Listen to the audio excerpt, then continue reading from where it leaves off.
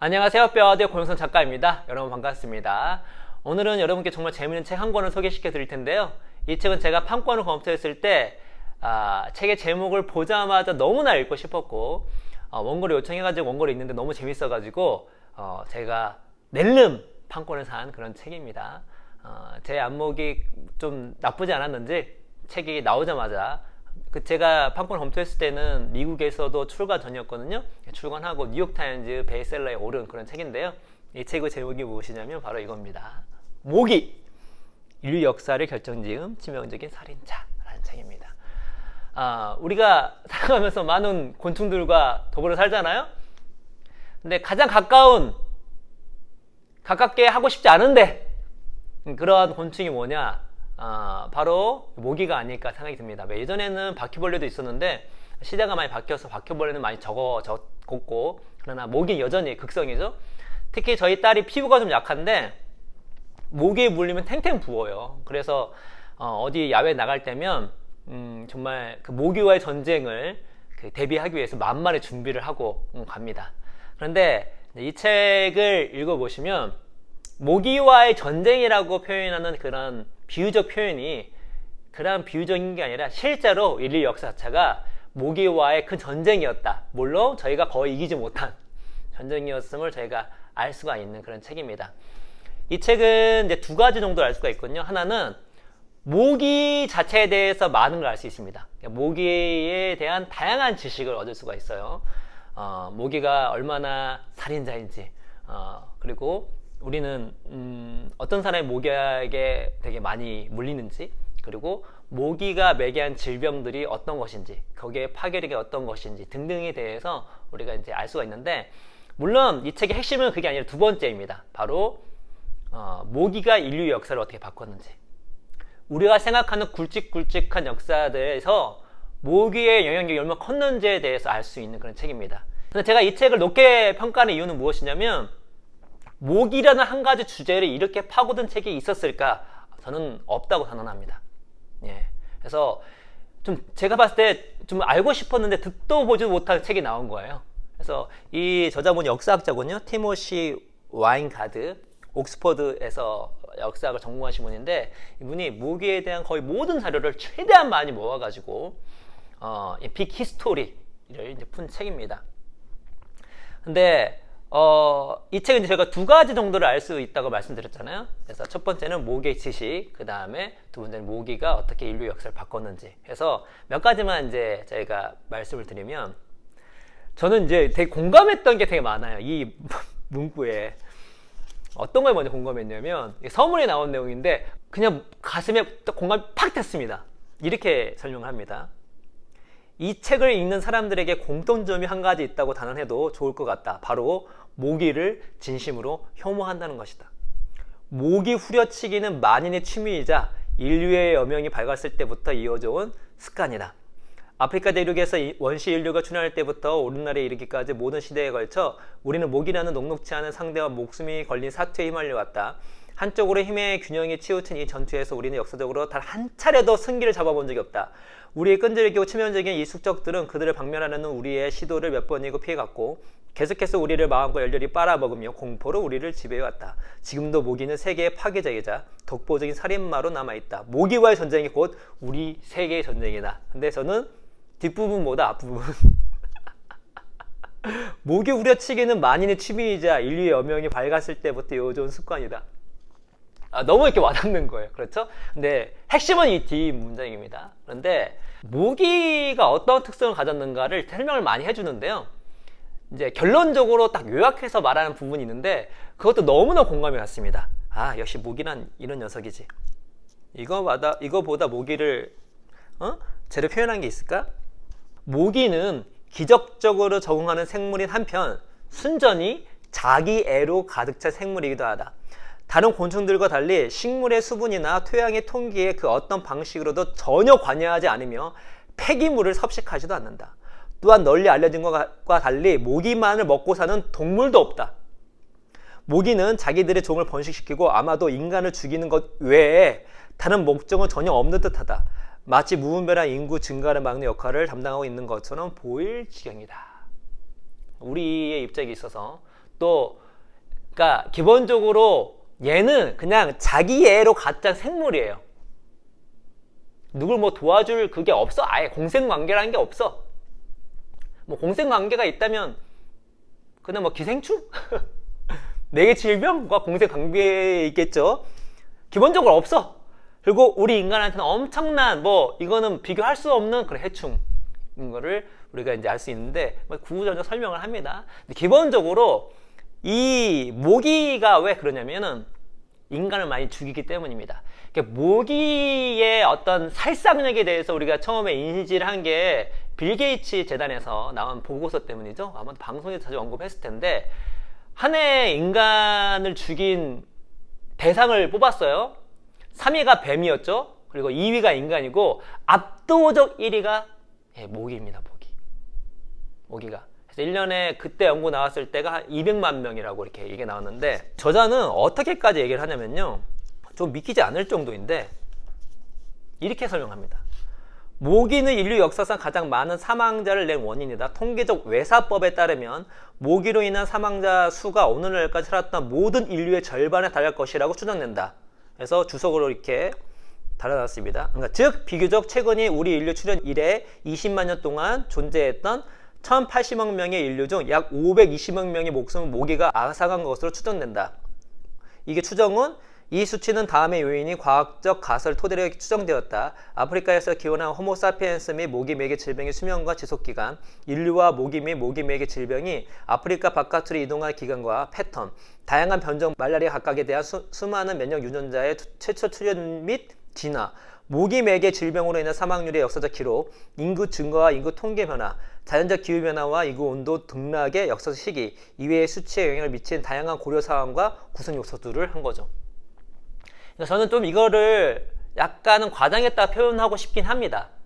왜냐면 너무나 간접적인 것까지 포함됐으니까. 그렇다 하더라도 최근에 나온 데이터도 모기가 인간을 죽인 압도적 1위고요. 왜냐면 1등이 200만 명인데 2등이 인간인데 47만 명이거든요.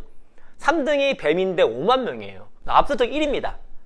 그런데 간접적인 것까지 또 간접의 간접까지 따지면 인류의 반 정도 사망이 모기와 연관이 돼 있다라고 이해하시면 될 것 같습니다. 그러니까 인류의 반이 모기 때문에 모기가 죽였다라는 것보다 직접적인 숫자도 넘버1이고 모기와 관계된 거를 따지면 인류의 반 정도의 사망과 모기는 연관이 돼 있다라고 보시면 될 것 같습니다. 그렇다면 얼마나 모기가 인류에게 그 영향을 미쳤는지 알 수가 있겠죠? 그렇죠? 여기서 모기에 잘 물린 사람 특징이 자세히 나오거든요. 제가 이제 다음 강의 때도 말씀드릴 텐데 재밌습니다. 근데 이렇게 우리가 모기에 대해서 그 외에 모기의 외계 질병, 특히 말라리아에 대해서도 여러 가지 많이 나오는데 정말 엄청납니다. 이런 것들을 이제 많은 것들 알 수도 있는데 이런 지식을 알 필요가 있는 게 무엇이냐면 그 외에 뭐 초기 그리스 시대부터 뭐 몽골 제국, 그 다음에 로마 제국, 그 다음에 그 대항해 시대, 뭐 노예 무역, 뭐 그 다음에 뭐 식민 전쟁, 세계 2차 대전, 1차 대전, 그 다음에 최근까지의 이 모기의 인류의 영향력을 이해하려면 모기에 대해 기본적인 지식이 필요해요. 그 지식을 바탕으로 이 역사에서 모기가 펼쳤던, 또 모기가 매개했던 질병들이 펼쳤던 것들을 바라보게 되면은 맞는 것들 알 수가 있는데 그런 것들을 제대로 이해하기 위해서 모기에 대해서 우리가 알아야 하는 것이죠. 그래서 앞부분은 모기 지식에 대해서 설명해 드리고요. 그 다음에 본편으로 들어가서 모기가 인류를 어떻게 바꿨는지에 대해서 나오기 시작합니다. 근데 모기가 인류를 어떻게 바꿨는지 제 앞부분에 여러 가지 말씀드렸죠. 그 중에서 간단한 거 하나만 말씀을 드리면 반투족 이야기가 나옵니다. 반투족 이야기 나오는데 그거 되게 재밌어요. 모기의 영향력과 충격은 지난 역사에만 국한되는 것이 아니라 모든 시대와 세대에 걸쳐 인류와 함께하고 있다. 예컨대 반투족 농부들에게서 처음으로 출현한 겸상적혈구는 일련의 전면적인 사건들을 일으켜 라이언 클라크를 비롯한 수많은 사람을 휩쓸었으며 그 영향력 짙은 메아리는 오늘날까지도 울려 퍼지고 있다. 라이언 클라크는 누구냐면 그 지금의 미식축구 선수입니다. 근데 그 겸상적혈구가 뭔지 이제 아실 분들은 아실 거예요. 그러니까 모기를 우리 사람이 많이 죽는데 특히 모기가 갖고 오는 그 말라리아 때문입니다. 근데 이 겸상적혈구는 뭐냐면 인간이 말라리아에 대항을 해서 진화를 한 거거든요. 그러니까 말라리아 기생충은 우리 몸의 적혈구에 이렇게 들어가 침투해야 되는데, 겸상적혈구를 하는 것은 적혈구가 변변이가 일으켜가지고 초승달을 모유하게 됩니다. 그래서 말라리아 기생충이 적혈구에 붙을 수가 없어요. 그래서 말라리아에 이제 어느 정도 저항할 수가 있는 거죠. 근데 문제는 뭐냐? 이 겸상적혈구를 갖고 있는 사람은 다른 질병에 걸리기 쉽습니다. 그러니까 사망을 확률이 일반 사람보다 훨씬 높아요. 근데 이 겸상적혈구 진화는 아프리카에서 처음 발견됐는데, 이게 무엇을 의미하냐면 인간이 진화를 하는데 매우 불완전한 진화를 한 거예요. 그러니까 말라리아에 대항하기 위해서 겸상적혈구를 만들었는데, 이거는 기본적으로 말라리아에 대한 대응력을 높여주지만 인간 자체 수명을 줄입니다. 그 얘기는 뭐냐면 얼만큼 모기가 인간에게 치명적이었는가를 우리가 반대로 알 수가 있는 부분이에요. 얼마나 급했으면 일단 말라리아에 살고 보자, 모기한테 대응하고 보자 라고 한 거죠.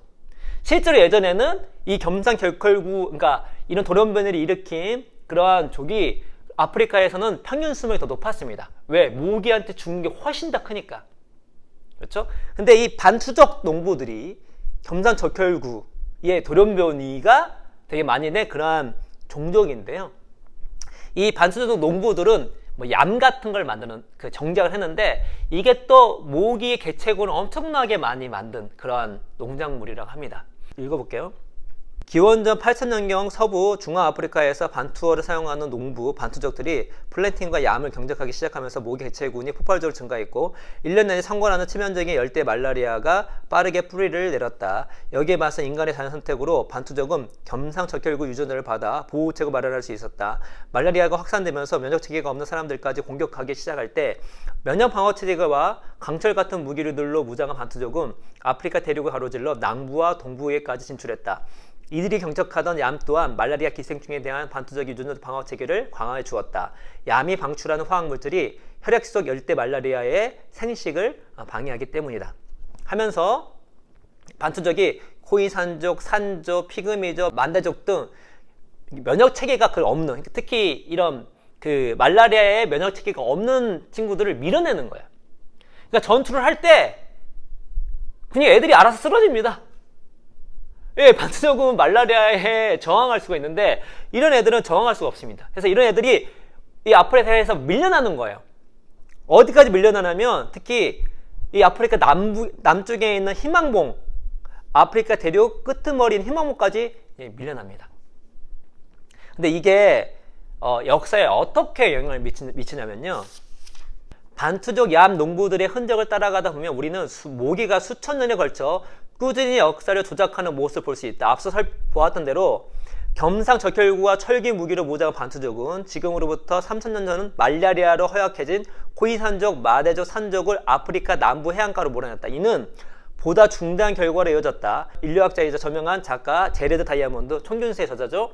그 말이다. 1652년 이곳을 찾아온 네덜란드 전착민들은 인구 밀도가 높고 철기를 갖춘 반투족 농부들이 아니라 인구 밀도가 낮은 코이산족 목동들하고만 교류면 되었다.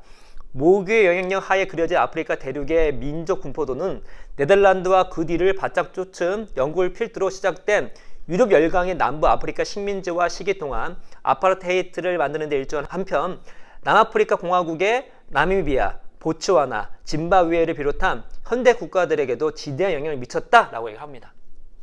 특히 중간에 보면은 실제로 네덜란드 사람들과 영국군이 아프리카에서 올라가는데, 그러니까 이 코이산족, 마대족, 산족 같이 그야말로 약간 밀도가 낮고 약한 친구들이 이 아프리카 남쪽에 있었으니까 침략해서 금방 점령을 할 수 있었다는 거예요. 그 다음에 북쪽으로 올라오면서 누굴 만나냐면 반투족의 후예들을 만나게 됩니다. 근데 반투족 후예들을 만나니까 어떻게 됐냐면 1년에 1마일씩도 진군을 못했대요. 단순히 군사적, 지형적 단위로만 따져본다면 네덜란드와 영국은 1년에 채 1마일씩도 진군하지 못한 셈이다라고 얘기합니다. 그래서 이렇게 역사 if를 생각해보는 거예요. 감히 추측해보건대 만일 네덜란드인들과 영국인들이 17세기 중반 식민주의 태동 때 희망봉에서 코이산족이 아닌 줄루족과 코사족, 반투족의 후예족을 만났더라면 이야기가 달라졌을지도 모른다. 네덜란드 함선들이 격렬한 저항에 부딪혔더라면 애초에 어떻게 백인들이 희망봉의 자리를 잡을 수 있었겠는가? 제레드 다이아몬드의 말이다. 라고 이제 쭉 설명을 하고 있습니다. 다시 말해서 이 모기가 몰고 오는 가장 치명적인 질병인 그 말라리아에 대응하기 위해서 일부 인류가 겸상적혈구라는 진화를 일으키는데, 그 진화를 일으켰던 반투족이 아프리카의 다른 민족들을 그야말로 면역 체계로 밀어붙였고, 좀 더 그런 말라리아에 약할 뿐만 아니라 밀도가 낮고 좀 약했던 그런 종족들이 아프리카 남쪽에 정착하게 됐고, 나중에 그 대항해 시대 때 네덜란드가 아프리카 남쪽에 왔었을 때 처음 맞이한 애들이 이렇게 좀 약했던 그런 민족들과 맞이하게 되면서 점령을 빨리 했는데, 만약에 그런 친구들이 변두리에 밀려 있지 않고 이런 반투족의 후예들을 만났다면 어떤 일이 벌어졌을까? 이 네덜란드 사람들이 아프리카 남쪽에 빨리 이렇게 정착할 수 있었을까? 그렇지 못했다는 것이죠. 왜냐하면 치고 올라갔을 때 반투족을 만나니까 어떻게 됐죠? 1년 동안 채 1마일씩도 진군하지 못했대요. 또 이 아프리카에서는 얼마나 말라리아가 창궐을 합니까? 거기에 물론 이런 영국군 같은 경우는 이때 말라리아가 모기를 매개를 통해서 발생하는지를 모르는 상태였지만 관련된 치료법이 없지 않았어요. 그러나 반투족보다 더 낫다고 말할 수는 없었겠죠. 역사가 바뀔 수도 있었다는 거죠. 지금의 그 시대의 역사의 어떤 결과는 예전에 있었던 모기와 인간의 어떤 전쟁, 이를 통해서 인간의 그런 전쟁에서 대응하기 위해서 한 진화에 비롯된 거를 쭉 풀어준 거죠. 이런 식으로 많은 역사 사건들을 이렇게 이야기를 해주고 있었습니다. 주고 있는데 개인적으로 매우 흥미롭고 재밌고, 또 모기는 자주 보니까 모기를 보면서 이놈들이 만든 역사에 대해서 생각도 할 수도 있고, 그래서 개인적으로는 그 모기라는 녀석은 우리가 평생 살아가면서 함께 할 수밖에 없고 함께 하고 싶지 않지만, 그리고 우리가 이 책에서 알 수 있듯이 모기는 개인의 역사뿐만 아니라 인류의 역사에 함께 늘 동반해 왔고 동참해 왔고, 또 우리 인류 역사를 만드는데 아주 큰 영향력을 발휘했기 때문에 모기에 대해서 아는 것만큼 우리에게 더 훌륭한 교양이 있을까라는 생각이 듭니다. 그래서 이런 훌륭한 교양을 높이실 분들 이 책 꼭 읽어보시고, 제가 뼈아대를 통해서 이 책에 나온 다양한 이야기들 또 여러분과 함께 나누도록 하겠습니다. 오늘 이야기는 이것으로 마치도록 하겠습니다. 여러분 감사합니다.